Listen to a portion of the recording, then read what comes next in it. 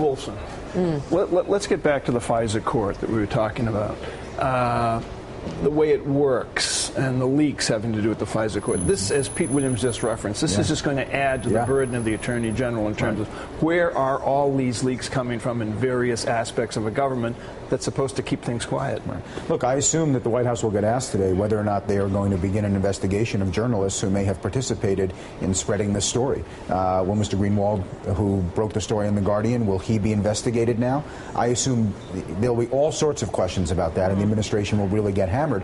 They may not be prepared to answer that question, but given what happened with Fox, given what happened with the AP, that will be a very hot topic today. Yeah. All right, Pete Williams, our thanks. On that, let me go ahead, Pete. Yeah.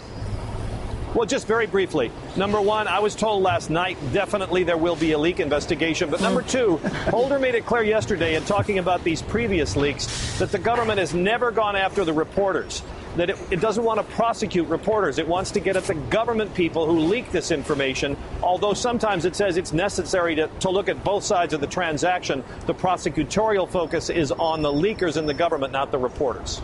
I'm not sure that makes the reporters feel all that much better. And also, James Rosen was described as a co-conspirator. Right. Yeah, exactly. Which I'm sure didn't make anybody in journalism feel particularly good. All right, Pete Williams, thank you very much. Howard, thank you as well. Joe, it's a lot of different questions being raised today. It's been a fascinating conversation.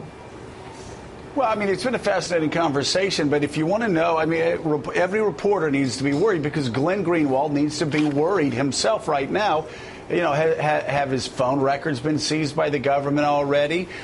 We are seriously, I mean, they're going to launch a leak investigation, and we now have a situation, we now have a construct where anybody who is critical of this government and brings information to the American people that their phone records are being seized indiscriminately by the federal government, they have a reason to be worried that the feds and that the Justice Department is now coming after them.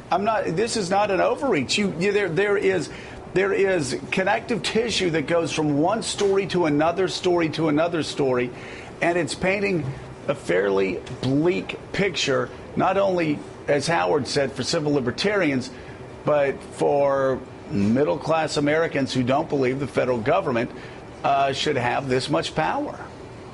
Coming up, that's a good point. And Howard, thank you. I'm not going to let you respond. TS, okay? A new report reveals some surprise.